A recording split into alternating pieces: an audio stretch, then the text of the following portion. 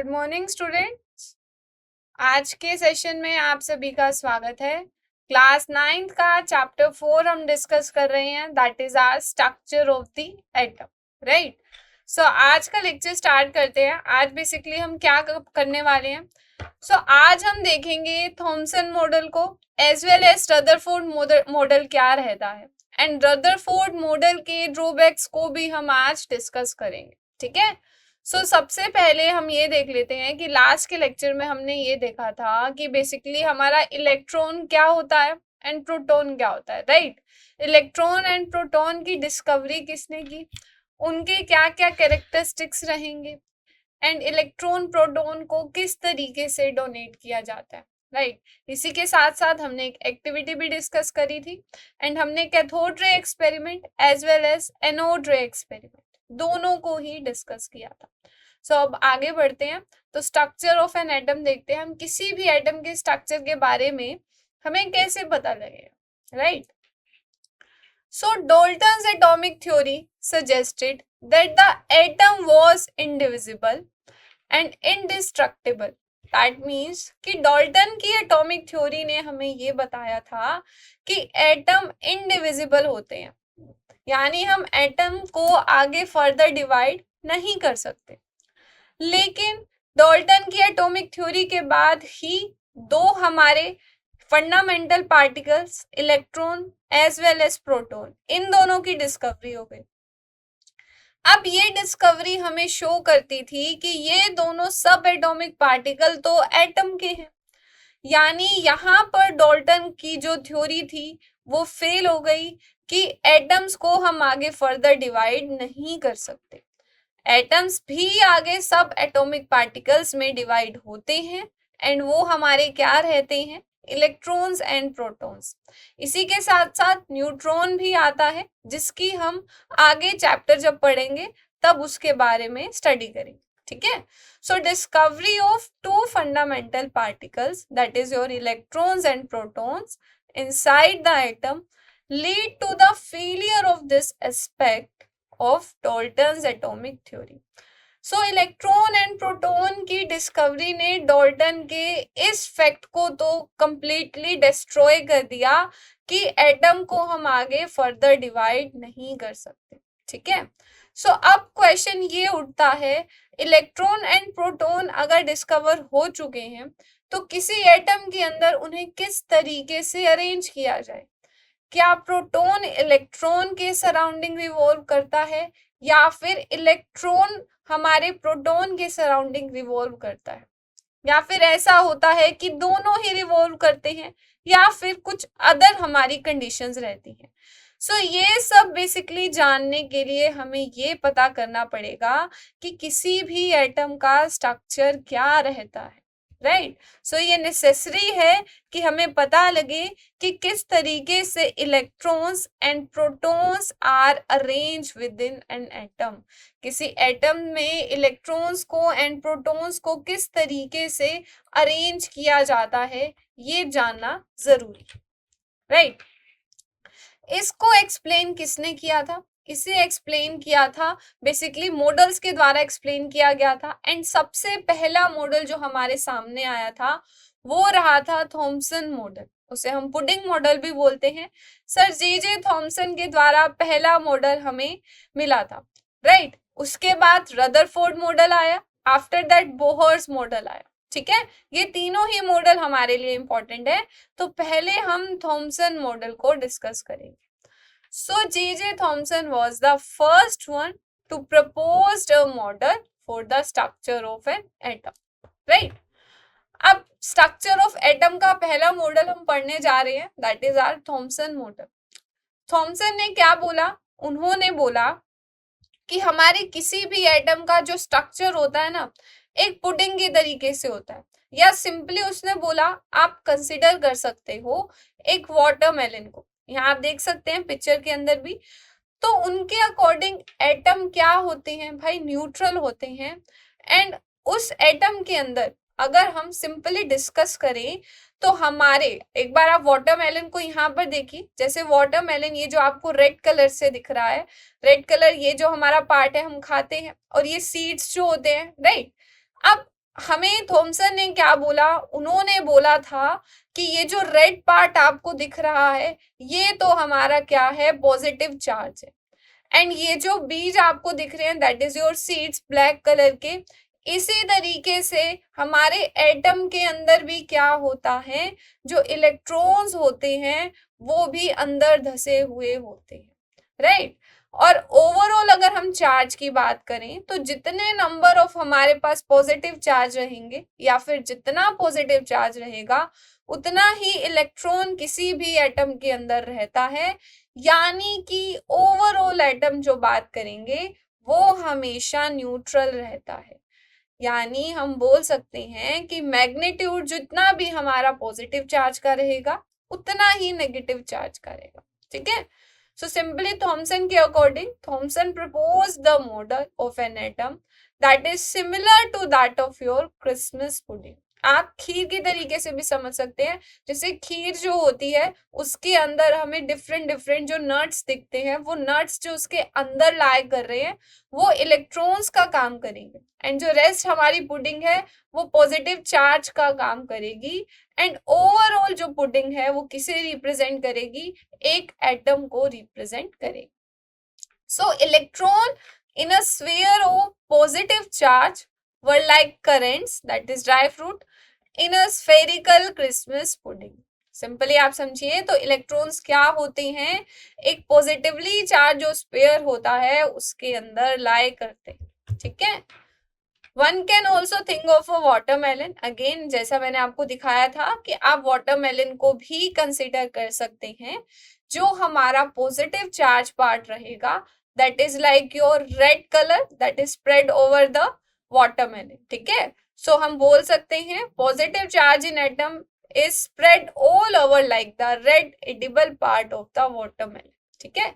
जो पार्ट आप लोग खा सकते हैं उसे आप कंसीडर कर चलिए पॉजिटिव चार्ज, और जो हमारे इलेक्ट्रॉन्स रहेंगे वो कैसे रहेंगे, वो जो ब्लैक कलर के सीड्स थे, ठीक है, वो क्या थे, वो रहेंगे नेगेटिव चार्ज, ठीक है। सो जे थॉमसन बेसिकली क्या है, एक ब्रिटिश फिजिसिस्ट थे जिनका जो जन्म है वो कहाँ पर हुआ था, मैनचेस्टर में हुआ था भाई, और कब हुआ था भाई, 18 दिसंबर 1856 को, राइट। और मैनचेस्टर में भी कहां पर हुआ था, चीथम हिल में उनका जन्म हुआ था, ठीक है। और उन्हें नोबेल प्राइज के साथ भी क्या किया गया, सम्मानित किया गया 1906 के अंदर, किसके लिए, इलेक्ट्रॉन की डिस्कवरी के लिए। जे थॉमसन ने ही की थी ना इलेक्ट्रॉन की डिस्कवरी, और पहला मॉडल भी क्या किया था, उन्होंने ही डिस्कवर करके हमें बताया था, हमारे सामने पहला मॉडल रखा था that is our Thomson model. अब थॉमसन मॉडल को अगर हम ओवरऑल देखें, समराइज करें तो हम किस तरीके से बोलेंगे, सो हम बोलेंगे कि थॉमसन मॉडल से हमें जो जो बातें पता लगी वो क्या थी। पहली थी that an atom consist of a positively charge sphere and the electrons are embedded in it. यानी एक एटम क्या है, एक एटम के अंदर पॉजिटिवली चार्ज स्फीयर होता है, जो स्फीयर रहेगा उसके अंदर पॉजिटिव चार्ज प्रेजेंट होता है, एंड जो इलेक्ट्रॉन्स हैं उसके अंदर धसे हुए होते हैं, राइट। एंड सेकंड हम बोलेंगे that negative and positive charge are equal in magnitude. Positive and negative charge का जो मैग्नीट्यूड रहता है वो इक्वल रहता है, जिसकी वजह से ओवरऑल हमारा जो एटम है वो क्या हो जाता है, न्यूट्रल हो जाता है, इलेक्ट्रिकली न्यूट्रल हो जाता है, ठीक है। देखो सिंपली आपको समझना है कि ये एक्सपेरिमेंट हमारा ट्रू नहीं है। क्यों नहीं है, क्योंकि हमें पता है इलेक्ट्रॉन्स क्या होते हैं, वो हमारे प्रोटॉन्स के अंदर नहीं आ सकते, या सिंपली बोले इलेक्ट्रॉन्स तो रिवॉल्व करते हैं, राइट। अब ये किस तरीके से गलत प्रूफ हुआ ये हमें बताएगा रदरफोर्ड का मॉडल, ठीक है। सो अगर हम रिजल्ट को लेकर चले तो रिजल्ट ये एक्सप्लेन क्या नहीं कर पाया था, ये एक्सप्लेन नहीं कर पाया था दैट हम बाकी साइंटिस्टों को ये मॉडल सही नहीं लगा था। क्यों नहीं लगा था, देखिए, although Thomson model explained that atoms are neutral, हमें थॉमसन मॉडल से एक चीज पता लगी, वो ये थी कि एटम्स न्यूट्रल रहते हैं, राइट। लेकिन ये जो एक्सपेरिमेंट था ये एक्सप्लेन नहीं कर रहा था इस चीज को। क्यों नहीं कर रहा था, अब हम बात करते हैं सिंपली इस एक्सपेरिमेंट से नेक्स्ट एक्सपेरिमेंट की, जो रहेगा रदरफोर्ड का मॉडल। सो रदरफोर्ड के मॉडल को समझने से पहले कुछ एक बातें हैं जो आपको पता होनी चाहिए। रदरफोर्ड के मॉडल के अंदर हम बार बार बोलेंगे अल्फा पार्टिकल। सो अल्फा पार्टिकल्स क्या होते हैं ये आपको पता होना चाहिए, राइट। सो सिंपली अगर हम बात करें अल्फा पार्टिकल्स की, तो वो पॉजिटिवली चार्ज पार्टिकल्स होते हैं और उनके ऊपर 2 यूनिट पॉजिटिव चार्ज रहता है। एंड मास की बात करें तो 4 यूनिट मास उनका रहता है। दैट मीन्स अल्फा पार्टिकल के ऊपर 2 पॉजिटिव चार्ज होता है और उनका मास क्या रहता है, 4 रहता है।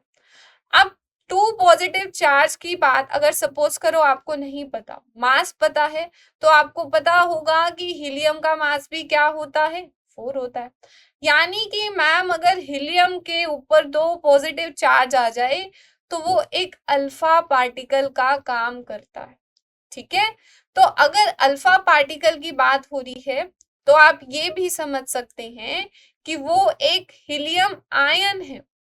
दैट मीन्स He2 पॉजिटिव की हम बात कर रहे हैं, ठीक है। सो अल्फा पार्टिकल्स हमें कहाँ से मिलते हैं, basically alpha particles radioactive elements जो होते हैं वो एमिट करते हैं। So alpha particles are emitted by radioactive elements like radium and polonium, ठीक है। यहाँ पर आप देख सकते हैं बेसिकली आपको अल्फा पार्टिकल ही दिखा रखे हैं। यहाँ देखिए, यहाँ पर आपको 4 यूनिट दिख रही है इस तरीके से, ये हमारा एक अल्फा पार्टिकल बन रहा है, ठीक है। जो इनकी हम बात करें अल्फा पार्टिकल की, तो ये बहुत ज्यादा स्पीड के साथ मूव करते हैं। इनकी जो वेलोसिटी रहती है काफी हाई रहती है। सो फास्ट मूविंग पार्टिकल होते हैं ये, और इनकी जो एनर्जी होती है वो कंसिडरेबल होती है, यानी हम कंसिडर कर सकते हैं इतनी ज्यादा स्पीड के साथ ये मूव करते हैं। और एक और बात ध्यान रखनी है आपको कि इनकी स्पीड इतनी ज्यादा होती है कि ये किसी भी मैटर को पेनिट्रेट कर सकते हैं, ठीक है। पेनिट्रेट करने का मतलब क्या है कि आर पार कुछ हद तक उसके बाहर जा सकते हैं, उसके अंदर तक जा सकते हैं, ठीक है। So they can penetrate through matter to some extent, कुछ हद तक ये उस मैटर के अंदर चले जाते हैं, उसे पेनिट्रेट कर देते हैं। अब अल्फा पार्टिकल्स आपको क्यों पढ़ाया पहले, क्योंकि अब जो हम डिस्कस करने जा रहे हैं वो है हमारा रदरफोर्ड मॉडल, ठीक है। एंड रदरफोर्ड मॉडल में बेसिकली हमें क्या पता लगेगा कि किस तरीके से न्यूक्लियस की डिस्कवरी हुई, राइट। एंड इलेक्ट्रॉन्स कैसे उस न्यूक्लियस के सराउंडिंग इवॉल्व करते हैं, और उसी के साथ साथ न्यूक्लियस के अंदर कैसे positive charge that is your proton present होते हैं, राइट। अब ये एक्सपेरिमेंट रदरफोर्ड ने कैसे किया था, उन्होंने गोल्ड की एक फॉइल ली थी एंड उस गोल्ड की फॉइल को ऊपर उन्होंने क्या किया था, अल्फा पार्टिकल्स को पास करवाया था। अब क्वेश्चन उठता है रदरफोर्ड ने गोल्ड की ही फॉइल क्यों ली, वो किसी और मेटल की भी तो फॉइल ले सकते हैं।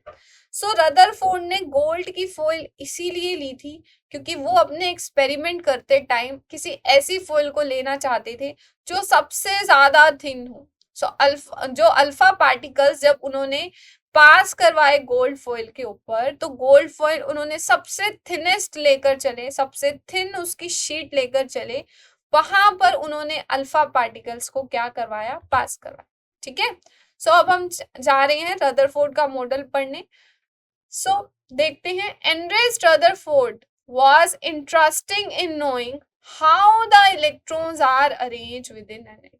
So वो बहुत ज्यादा इंटरेस्टेड थे ये जानने के लिए कि किस तरीके से इलेक्ट्रॉन्स एक एटम के अंदर अरेंज होते हैं, राइट। और उन्होंने इसके लिए एक्सपेरिमेंट किया और इस एक्सपेरिमेंट के अंदर उन्होंने फास्ट मूविंग अल्फा पार्टिकल्स को थिन गोल्ड फॉइल के ऊपर पास करवाया, ठीक है।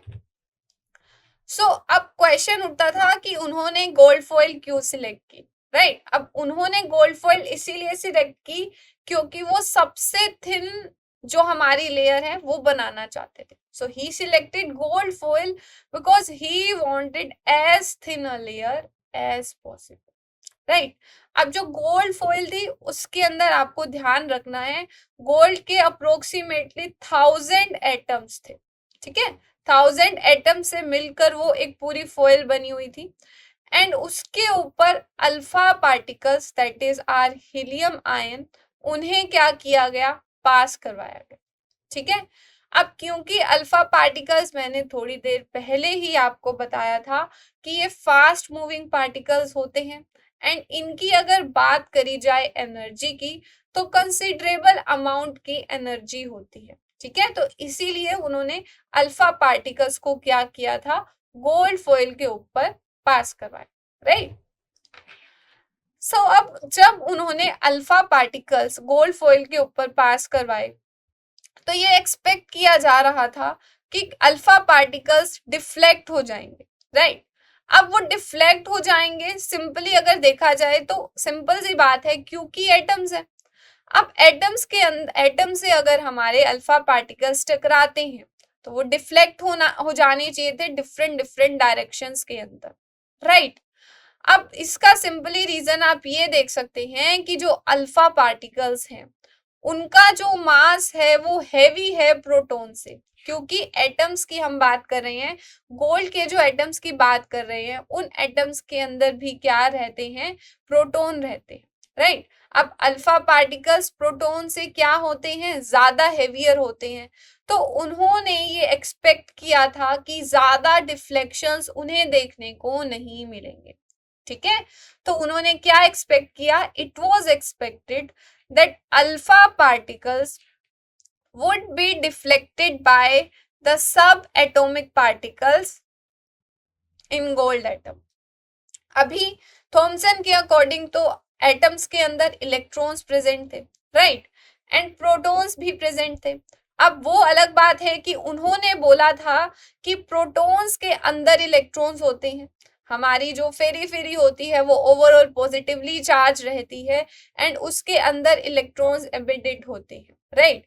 अब रदरफोर्ड ने अगर हमारे थॉमसन का मॉडल सही था तो उनके मॉडल को सही मानते हुए जब अल्फा पार्टिकल्स पास करवाए तो उन्होंने एक्सपेक्ट किया था कि ये अल्फा पार्टिकल्स उन सब एटॉमिक पार्टिकल्स से टकराएंगे और डिफ्लेक्ट हो जाएंगे। क्यों, क्योंकि अल्फा पार्टिकल्स जो है वो बहुत ज्यादा हैवी होते हैं प्रोटॉन से, सो उन्हें लार्ज डिफ्लेक्शंस उन्होंने एक्सपेक्ट नहीं किए थे, राइट। सो आप देख सकते हैं इस तरीके से गोल्ड फॉइल ली गई थी एंड अल्फा पार्टिकल्स को पास करवाया गया। अब ये तो उनकी एक्सपेक्टेशंस थी, लेकिन जब ऑब्जर्वेशन आई तो ऑब्जर्वेशन में कुछ डिफरेंट रिजल्ट्स देखने को मिले। अब वो रिजल्ट्स क्या थे, देखा गया कि काफी सारी जो अल्फा पार्टिकल्स हैं वो क्या करते हैं, स्ट्रेट, देखिए कुछ डिफ्लेक्ट हो जाते हैं, कुछ सीधे पास कर जाते हैं एंड 12,000 में से कोई एक होगा जो क्या करता है, बिल्कुल एग्जैक्ट वापस आता है। दैट मीन्स वो क्या करता है, अपने उसी पाथ को फॉलो कर रहा है जिस पाथ से आया था। यहाँ देखिए जैसे आप देख सकते हैं ये अल्फा रे टकराई और बिल्कुल स्ट्रेट जा रही है, राइट, ये बिल्कुल स्ट्रेट जा रही है, तो अल्फा रेस क्या गई, कुछ तो स्ट्रेट चली गई, कुछ यहाँ पर डिफ्लेक्ट हो रही है, देखिए ये डिफ्लेक्ट हो रही है, ये रे हमारी डिफ्लेक्ट हो रही है, ये डिफ्लेक्शंस देखने को मिले, और कुछ रे क्या कर रही थी, टकरा कर एग्जैक्ट टकराई और वापस चली गई, ठीक है। इस तरीके के डिफ्लेक्शंस उन्हें देखने को मिले। अब ये क्या थे रिजल्ट जो अनएक्सपेक्टेड थे, तीन रिजल्ट उन्हें देखने को मिले, वो क्या थे, that most of the fast moving alpha particle passed straight through the gold foil, कि काफी ज्यादातर हमारे अल्फा पार्टिकल्स गोल्ड फॉइल में से सीधे चले गए, स्ट्रेट पास हो गए, राइट। उसके बाद कुछ अल्फा पार्टिकल्स डिफ्लेक्ट हुए, थोड़े से एंगल से, स्मॉल एंगल से डिफ्लेक्ट हुए, right. And surprisingly 1 out of every 12,000 particles appear to rebound, और 12,000 में से एक ऐसा पार्टिकल देखा गया जो वापस से टकरा कर बिल्कुल एग्जैक्ट अपना पाथ ओबे करता हुआ वापस चला जाता। ठीक है, अब क्वेश्चन में उन्होंने जब एक्सपेरिमेंट परफॉर्म किया था तो एक्सपेक्टेशंस थी कि अल्फा पार्टिकल्स डिफ्लेक्ट हो जाएंगे, लेकिन ऑब्जर्वेशन में क्या देखा गया, ऑब्जर्वेशन में ये देखा गया कि ज्यादातर अल्फा पार्टिकल्स स्ट्रेट पास कर जाते हैं। ठीक है, कुछ अल्फा पार्टिकल्स डिफ्लेक्ट हो जाते हैं एंड 12,000 में से कोई एक ऐसा अल्फा पार्टिकल रहता है रिबाउंड कर जाता है। सो ये जो तीनों के तीनों हमारे ऑब्जर्वेशंस है, इन तीनों से ही हमें कुछ ना कुछ सीखने को मिलता है। ऐसा क्या रीजन रहा कि जो अल्फा पार्टिकल्स हैं वो स्ट्रेट पास कर गए, और ऐसा क्या रीजन रहा कि जो डिफ्लेक्शन हुआ वो थोड़े से एंगल से हुआ। ठीक है, अब यही ऑब्जर्वेशन हमें अच्छे से समझनी है, राइट। अब ध्यान से देखिए, जो आपके रदरफोर्ड मॉडल रदरफोर्ड रहे हैं, उन्हें क्या किया है अपने वर्क के लिए, वो फेमस थे, रेडियो एक्टिविटी पर उन्होंने काम किया था और डिस्कवरी की थी किसकी, भाई न्यूक्लियस की डिस्कवरी की थी। ठीक है, अभी हम थोड़ी देर में देखेंगे कि किस तरीके से न्यूक्लियस डिस्कवर किया गया था, right. He got the Nobel prize in chemistry in 1908। 1908 में उन्हें नोबेल प्राइज मिला था न्यूक्लियस की डिस्कवरी के लिए। ठीक है, if he repeated this 10 times, 10 times he will hear the sound 10 times। ठीक है, अगर वो क्या करें, अगर उन्होंने ये जो एक्सपेरिमेंट किया इसको 10 बार रिपीट करते तो 10 के 10 बार उन्हें साउंड सुनने को मिलती, कोई ना कोई आवाज आ रही थी।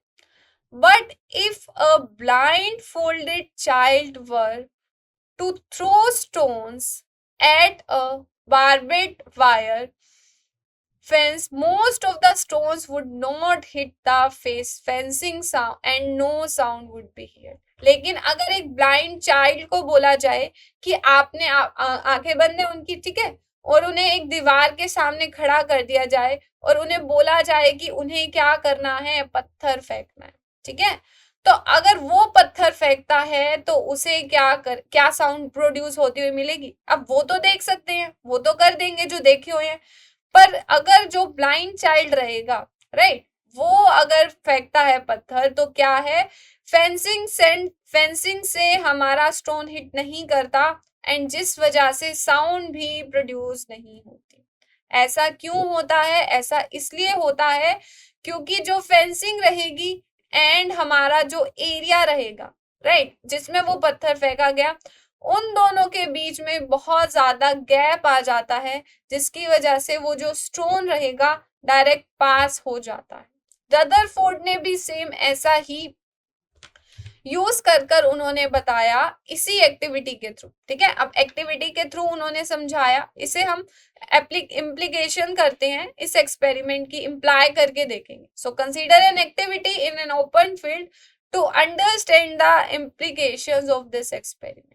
ठीक है, अब वो क्या एक्सपेरिमेंट रहेगा, let a child stand in front of a wall with his eyes closed. हम क्या कर चलते हैं, एक बच्चे को लेकर चलते हैं जिसने अपनी आंखें बंद कर ली। ठीक है, let him throw stones at the wall from a distance, और उसे हम अलो करते हैं कि वो क्या कर दे, स्टोन को थ्रो करे, एक डिस्टेंस से थ्रो करे। ठीक है, तो he will hear a sound when each stone strike the wall. जब भी एक स्टोन हमारा दीवार से टकराएगा तो कोई ना कोई आवाज हमें आएगी। ठीक है, यही उन्होंने अल्फा पार्टिकल्स के थ्रू समझाया। उन्होंने बोला, following a similar reason Rutherford concluded from the alpha particle scattering experiment. यही रीजन का उन्होंने यूज किया। उन्होंने क्या बताया, उन्होंने ये बताया that most of the space inside the atom is empty। ठीक है, जो एटम के अंदर स्पेस रहता है वो क्या रहता है, एम्प्टी रहता है, खाली रहता है। ठीक है, अगर वो खाली रहता है तो इसकी वजह से ही अल्फा पार्टिकल्स क्या हो जाते हैं, बिल्कुल स्ट्रेट पास हो रहे हैं, स्ट्रेट जा रहे हैं, कहीं भी डिफ्लेक्ट नहीं हो रहे। ठीक है। अब कुछ डिफ्लेक्ट हो रहे थे, कुछ पार्टिकल डिफ्लेक्ट हो रहे थे, तो वो ये शो कर रहे हैं कि जो पॉजिटिव चार्ज है, राइट, उन्होंने उस एटम के अंदर थोड़े से स्पेस को ऑक्यूपाई कर कर रखा, ठीक है। और कुछ अल्फा पार्टिकल्स क्या थे, बिल्कुल 180 डिग्री का डिफ्लेक्शन शो कर रहे थे, राइट। सो सिंपली आप ओवरऑल एक बात समझिए, ये एक गोल्ड फॉइल थी।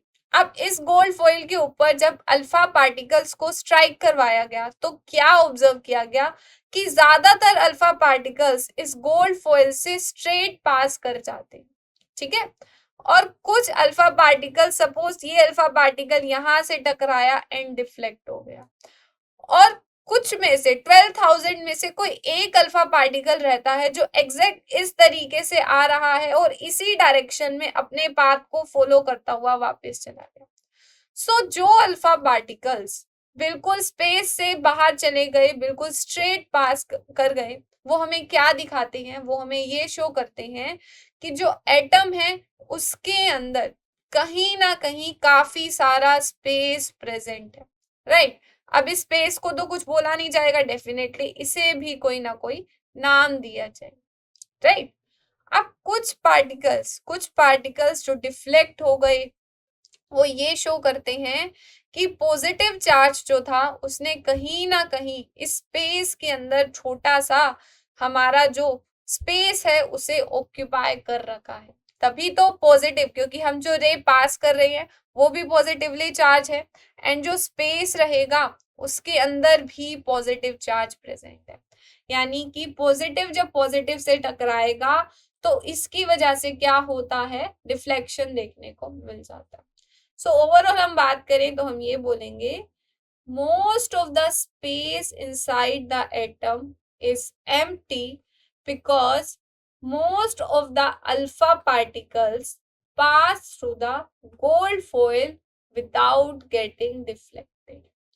क्या बता रहा है ये पॉइंट, ये पॉइंट हमें ये बता रहा है कि हमारा जो एटम था उसके अंदर ज्यादातर जो स्पेस था वो खाली था, और इसी वजह से क्या होता है, अल्फा पार्टिकल्स गोल्ड फॉइल से स्ट्रेट पास कर जाते हैं, डिफ्लेक्ट नहीं होते, राइट। सेकंड पॉइंट क्या कहता है, that very few particles were deflected from there path. बहुत कम पार्टिकल्स रहते हैं जो अपने पाथ से डिफ्लेक्ट करते हैं, और वो क्या इंडिकेट करते हैं, that positive charge of atom occupies very little space. यानी कि जो पॉजिटिव चार्ज है उसने कहीं ना कहीं बहुत थोड़े से स्पेस को ऑक्यूपाई कर रखा। A very small fraction of alpha particles were deflected by 180 degree. बहुत कम अल्फा पार्टिकल्स 180 डिग्री का डिफ्लेक्शन दिखाते हैं, और वो क्या इंडिकेट करते हैं, that all the positive charge and mass of gold atom were concentrated in very small volume within the atom। यानी कि जितना का जितना पॉजिटिव चार्ज है एंड गोल्ड का जो भी मास रहेगा वो थोड़ी सी वॉल्यूम के अंदर कंसंट्रेटेड होगा जो एटम के अंदर प्रेजेंट हो, right. From the data he also calculated that the radius of the nucleus is about 10 to the power 5 times less than the radius of the atom। अब देखिए इस पॉइंट को आप ध्यान से समझिए, इस पॉइंट के थ्रू उन्होंने बताया एक्चुअल में जो ये स्पेस था, ये स्पेस और कुछ नहीं, ये न्यूक्लियस था, ठीक है। सो न्यूक्लियस होता है वो हमारा ऐसा स्पेस जिसके अंदर पॉजिटिव चार्ज लाया करता है, ठीक है। सो रदरफोर्ड के मॉडल के थ्रू हमें न्यूक्लियस की डिस्कवरी के बारे में पता लगा। ये जो एम्प्टी स्पेस था ये और कुछ नहीं, ये न्यूक्लियस था, और पार्टिकल्स जो डिफ्लेक्ट हो रहे थे थोड़े से एंगल से वो इसलिए हो रहे थे क्योंकि जो पॉजिटिव चार्ज है वो इस स्पेस के अंदर लाया करता है, राइट। एंड करें बात हम मास की, तो गोल्ड के जो एटम का मास रहेगा वो भी उसी के अंदर लाई करे, ठीक है। एंड डेटा से ये देखा गया दैट न्यूक्लियस की जो रेडियस रहती है वो 10⁵ टाइम्स छोटी रहती है एटम की रेडियस से। यानी हम बोल सकते हैं कि जो एटम का साइज होता है या एटम की जो रेडियस होती है उसका साइज न्यूक्लियस के साइज के कंपैरेटिवली बहुत ज्यादा होता है, ठीक है। सो न्यूक्लियस क्या रहता है, बहुत छोटे साइज का रहता है। So, on the basis of his experiment, Rutherford put forward the nuclear model of an atom which had the following features. ये जो 3 फीचर्स आपको यहाँ पर दिख रहे हैं ये आपको पता होने चाहिए, राइट। सो यही हमारा ओवरऑल कंक्लूजन रहेंगे रदरफोर्ड के मॉडल का। वो क्या है, that there is a positive charge centre in an atom called the nucleus. So किसी भी एटम के अंदर एक सेंटर रहता है जो पॉजिटिवली चार्ज होता है, उसी को हम क्या बोलते हैं, न्यूक्लियस बोलते हैं। Nearly all the masses of an atom reside in the nucleus।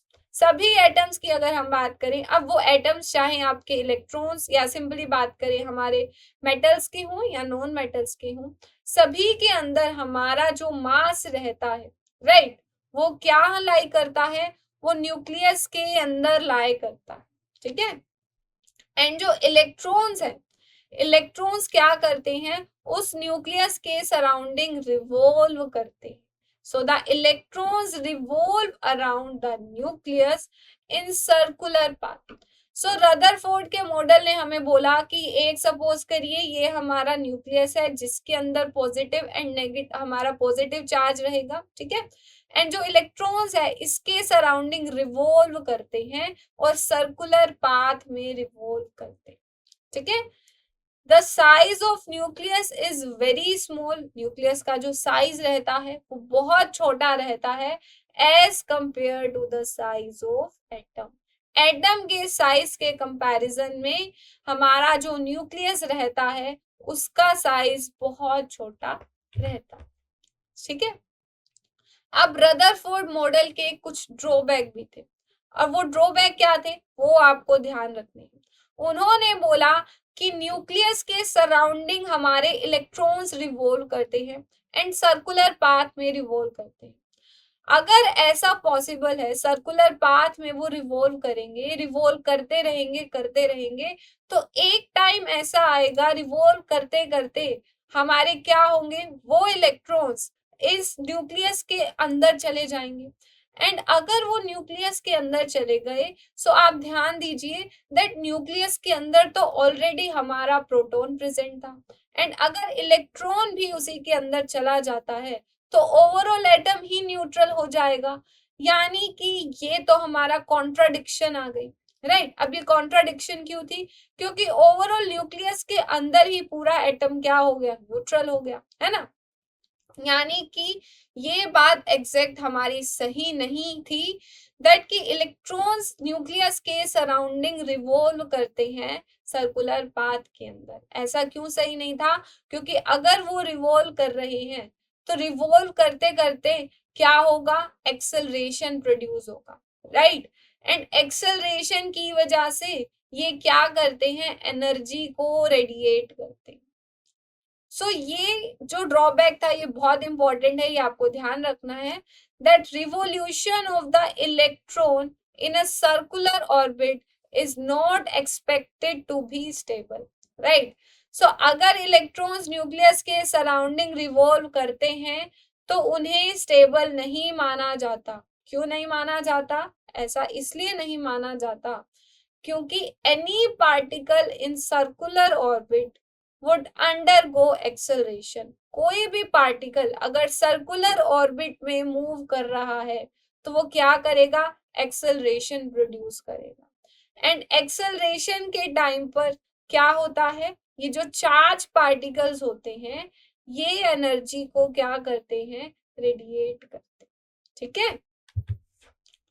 Thus, the revolving electron would lose energy and finally fall into the nucleus. अगर ऐसा रहा सो देखिए जैसे इलेक्ट्रॉन रिवॉल्व कर रहा है वो एनर्जी रेडिएट करेगा, एनर्जी बाहर निकालेगा, यानी कि उस इलेक्ट्रॉन की खुद की एनर्जी क्या हो जाएगी, कम हो जाएगी। सो एनर्जी जैसे कम होगी धीरे धीरे धीरे धीरे वो क्या कर जाएगा, उस न्यूक्लियस के अंदर चला जाएगा। एंड जैसे ही वो न्यूक्लियस के अंदर चला गया तो जो एटम रहेगा वो क्या हो जाएगा, अनस्टेबल हो जाएगा।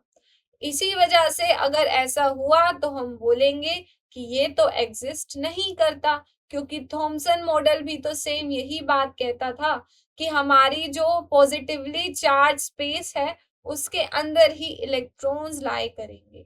यानी कि एट द एंड रदरफोर्ड का जो मॉडल रहा उसका ड्रॉबैक सबसे बड़ा यही रहा कि वो लास्ट में सेम वही कंडीशन शो कर रहा है जो थॉमसन का मॉडल शो कर रहा है।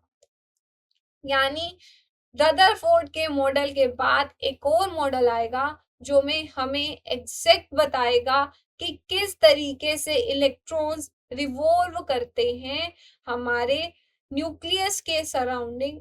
और बेसिकली मैं आपको बता दूं जब ये रिवॉल्व करते हैं तो एक फिक्स्ड एनर्जी में रिवॉल्व करते हैं, स्टेशनरी पाथ होता है।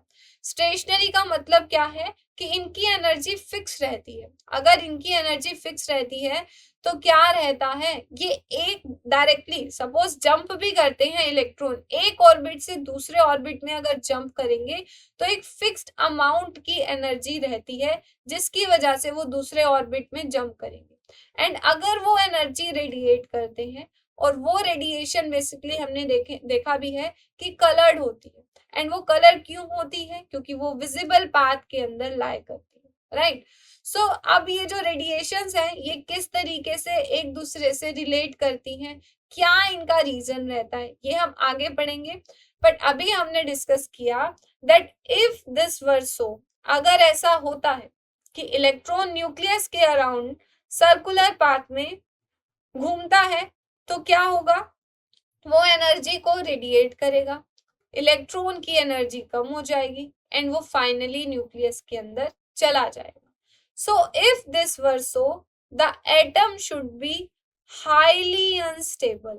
Atom unstable हो जाता है and hence matter would not exist in the form that we know. और मैटर उस फॉर्म में एग्जिस्ट नहीं करेगा जिस फॉर्म में हम जानते हैं। We know that atoms are quite stable. हमें पता है कि एटम्स बेसिकली क्या रहते हैं, बहुत ज्यादा स्टेबल रहते हैं, राइट।